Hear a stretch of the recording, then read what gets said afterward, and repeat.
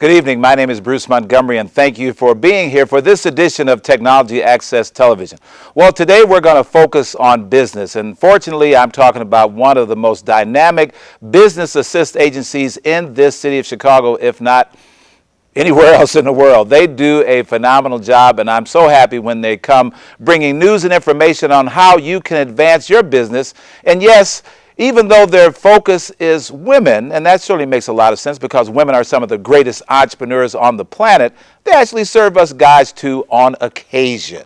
But my guest here today is going to tell us about this upcoming conference, which is just an amazing experience. But again, they work with entrepreneurs day in and day out, making sure their businesses are on the right track. And my guest today is Meg Herman, who is the Director of Entrepreneurial Services at the Women's Business Development Center right here in Chicago. Meg, thank you for joining me. Bruce. It's so good to talk to you.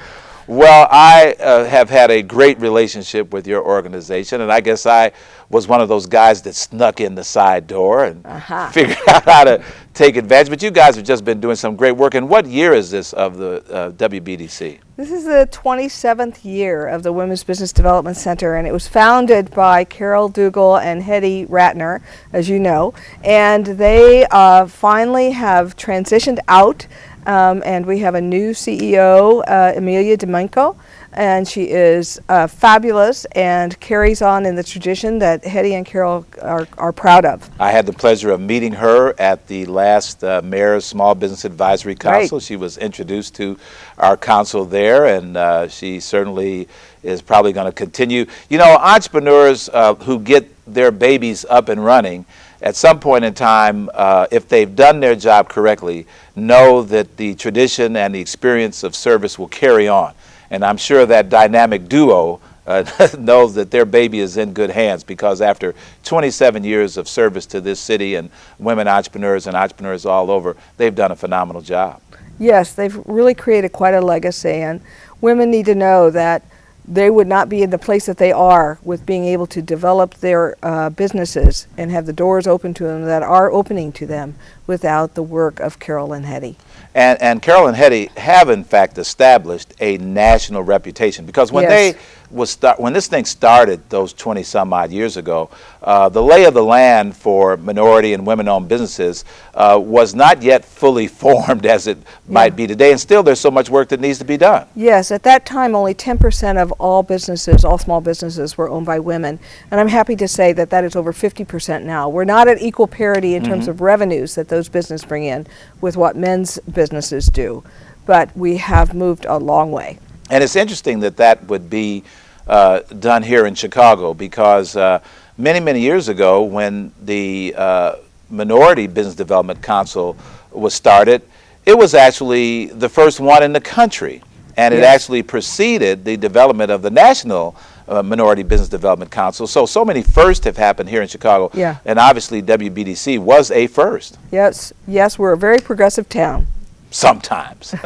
Yes, well, sometimes. That's right. Sometimes, when we have good vision and good leadership and good follow-through. Well, one of the cornerstone activities of your organization is this Entrepreneurial Women's Summit, the conference. That has really grown, and that's a big deal right now. Yes, it's the oldest and largest of its kind in the nation. It serves 2,000 people who come together who only want to their whole purpose of that day is to establish and develop relationships with other women so that they can do business with women businesses. So the conference this year is on September 26th. It's a Thursday, and it starts at 7 a.m. and goes through 7 p.m. and is just chock full of things for all of those 2,000 people. From the beginning, we have a breakfast that is sponsored by a number of our corporate sponsors, but is led by Terry Savage. And so she will lead several noted entrepreneurs in a conversation about issues of the day for women businesses. Then we have workshops in the morning. The workshop that I am the moderator of is a panel of people who are established business owners who are going to talk to people about what were some of the things that they learned from starting their business, lessons learned, if you will. And we'll have a micro lender and a banker there as well to answer questions. So it'll be a panel discussion, and then there's a really rich conversation afterwards where people from the floor can ask all kinds of questions about starting a business. Well, you know, Chicago is a very interesting business city on so many levels, and now we're at the point where we have some outstanding women CEOs of Fortune 500 companies that we've had for some time. But, you know, sometimes I feel like Chicago has been kind of a I got mine, you get yours, that mentoring and networking and collaborating have not always been our strong suit. Now, obviously, you guys have worked to change that. So a lot of people that are starting up, they wonder, you know, are some of these legendary businesses, you know, women businesses that are up now in $1, $2, $5, $20, $30 million, will they take time to talk to me? Will they show me the ropes? If I call them, will they you know, just think I'm bugging them, or will they give me some assistance? Have you been able to build that kind of community where there really is some passion and caring and assisting those that are bootstrapping after those guys got up there and they've made it? Do they still give back? Yes, the answer is yes. I could stop there, but what I want to do is talk about one of the things that we noticed is that mentoring is something that a lot of our women business owners wanted to have, or they wanted to give back. And so we thought, well, what way can we help that happen? So we participate in a national database mentoring program that will help match women to women business owners, to other business owners, men or women, they can have their choice, from around the country. And also we are establishing an affiliate here within the Chicagoland area, as is Axion. And so together we're doing things that are going to increase that mentoring base. We hope to create over a period of time peer advisory councils that will help women. Because women think that sometimes women think that they want mentoring, but no one person has all of the apples in their basket. So having a peer advisory group that they can tap into of multiple different issues that they can address will be really useful. Now, I want to make sure that people know that this conference is primarily for established businesses. Startup businesses do come, but what we're offering for established businesses is, again, the opportunity to foster relationships through a variety of vehicles. And one of the vehicles is Travelers has created a program that focuses on risk management. And so we're going to do a program related to risk management for established businesses. Now, this is Travelers, the financial services company. Yes, okay. they partnered with us, or we partnered with them, and we are offering a workshop to help people understand risk management. And Travelers has some other things that they're offering as well with us, and so we're going around the Chicagoland area to help people learn about that. So that presence is going to be at the conference as well.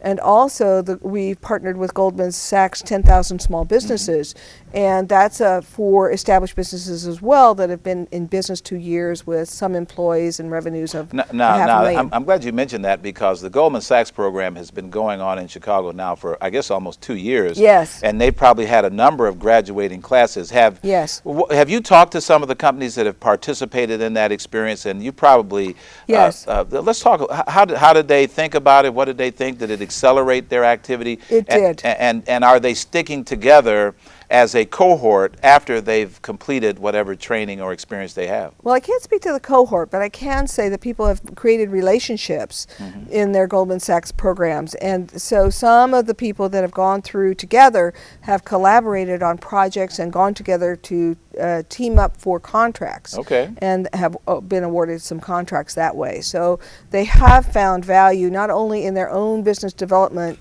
building their business acumen, if you will, taking themselves to another level as a business owner, but they're also finding contract opportunities with the people they've gone through and the people that they were exposed to in that program. So there are investors in those programs that listen and to the Goldman Sachs participants as well. And of course, you know, this was started with Mr. Buffett, and I heard him speak, and he's a wonderful. I think he spoke at the graduation of the first graduating class. Absolutely amazing, and his influence on that program is widely felt, and I think a good influence for many of the small businesses to understand that business is about relationships, it's about showing up, it's about giving customers what they want of what you can give, and listening closely to the customers so that you adapt to your customers' needs. So at the conference this year, and what's the date of the conference again? Thursday, September 26th. Okay, and it's going to be again in McCormick Place? Yes, the Lakeside Center, which is the one closest to the lake. Okay. Oh, that's different because last year it was over in the it West is Hall. different. That's okay, right. so it's going to be all the way over. You got to make that big long walk, maybe across Or the something. bridge to get over there. Okay. Now there are going to be buyers, corporate buyers are going to be there. They're going to be. I'm so glad you brought that up, because there's like 200 buyers who are interested in talking to women and see what you have to sell and see if there could be relationships that can be developed. And do you track these guys from year to year? So when they show up and say, yeah, we want to do business with somebody, do you monitor to see that they actually do something? We do. We do. We have something called Corporate Connections, where people have an opportunity, if they're women business certified, they have the opportunity to basically candidate for interviews with corporations and government entities of their choice. So we find out what those entities are going to be buying this year, and then we invite the women businesses that are selling those kinds of things to consider having a match. Now, have some companies been particularly good partners for you over the years, that they have supported the conference every year? Oh, absolutely. They've built up some solid relationships. They've done some volume. And so this is not something new to them. They respect the fact that women businesses can bring high quality, high value, real deliverables, and they don't have any problem at all. You don't have to twist anybody's arm to get some business to be coming out of these relationships. We absolutely don't. And for newer business owners, the people that I deal with primarily, they have a chance to start building those relationships. But the established business owners have a chance to keep renewing the relationships and have a place where in one spot they can focus on many supplier diversity people to further their cause and to find out what the various corporations need. Now, sometimes people say that these types of events are all pushing people in the same direction, to have a company that's going to sell something to a big corporation. But some people have ideas that are entrepreneurial, and they may be more beneficial to the general public. And really all they need is some capital or some partnerships or alliances. Is there going to be any activity at the conference this year talking about access to money? Yes, absolutely. We have a Director of Access to Capital, Eva Brown, and this year the city awarded us at Axion loan money for very small businesses for them to apply for microloans. So we also have in the past gotten money from the Illinois Department of Economic Opportunity and Commerce to assist startup and established businesses. And this money is often used at that capacity leap period. So I've gotten successful, I've figured out how to fill orders, and all of a sudden I've gotten a big order and I can't buy what I need unless I have some capital before I get the receipts from selling that. So we can help in that kind of gap area. Well, that's very, very important because, as you know, we were talking before we started rolling today about what the environment was like just a few years ago, 2008, 2009. There was absolutely no lending going on at all, period. I don't care if you had 1,000 credit score, it wasn't making a difference. And now that we've supposedly come out of that period, I've heard some pretty challenging stories from entrepreneurs right now that are saying, you know, it doesn't matter my track record, doesn't matter my contracts, they're just looking at credit score. And so we still have some institutions that need to warm up a little to the way of doing business.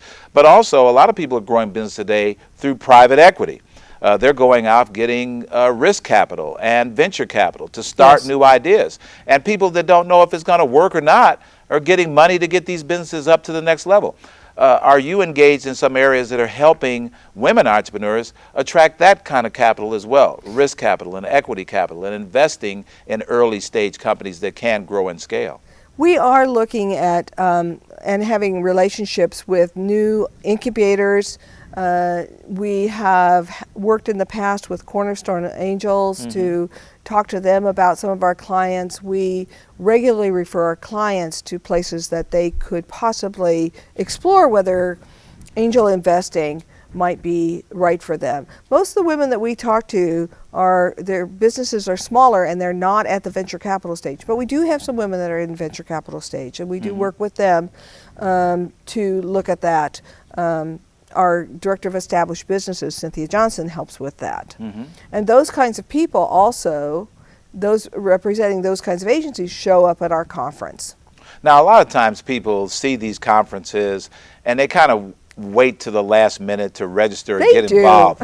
But the people who really benefit from these things are people with a plan, who says, you know, I know who's going to be there. I've sent them out an email saying, look for me, I'm going to be there. You know, they maybe have warmed them up to the pitch that they're going to give. And then after they go and they collect all the business cards and gets the names, then they very aggressively follow up. So you really have to get into a flow with this thing. You have to have a plan and a strategy. So it certainly is not too late to be involved this year, but a person should be involved this year with a plan of being involved both this year and next year, and working it the 12 months in between if they want to see some revenue come out of these relationships. That's exactly right. This is not something where you're going to expect to get a contract the Friday after the Thursday of the conference. You are absolutely right.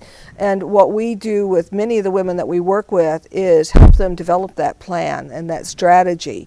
One thing that any person can do is go to our website, WBDC.org, and they can look at the conference tab, and they will see under the Buyer's Mart everybody who's going to have a booth at the Buyer's Mart, and there will be 200 booths at that Buyer's Mart. So you can't possibly have a valuable conversation with 200 people. So instead, it's like, who are the people and the organizations that you most want to do business with? And then you go and you research those. You research their websites. You Google them. You find articles about them, so that you can determine, like, yeah, they're probably going to buy my product or service. And who will I talk to? And what's the conversation I want to have with them? And then prioritize those relationships so that they create a planned path through that Buyer's Mart that's going to yield them the most for the time that they're there.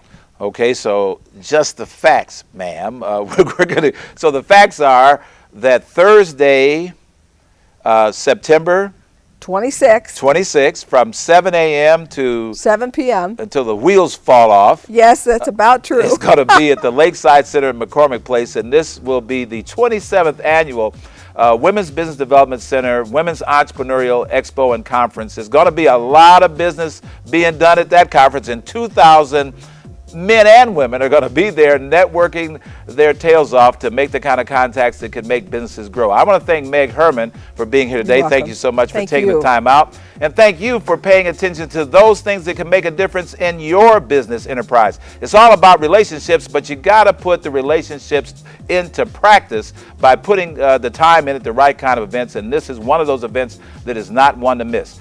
I want to thank you for paying attention. I want to thank you for being a part of this accelerated business experience. It's all about relationships, and it's all about applying those relationships to growing our businesses. My name is Bruce Montgomery. Thank you for watching this edition of Technology Access Television.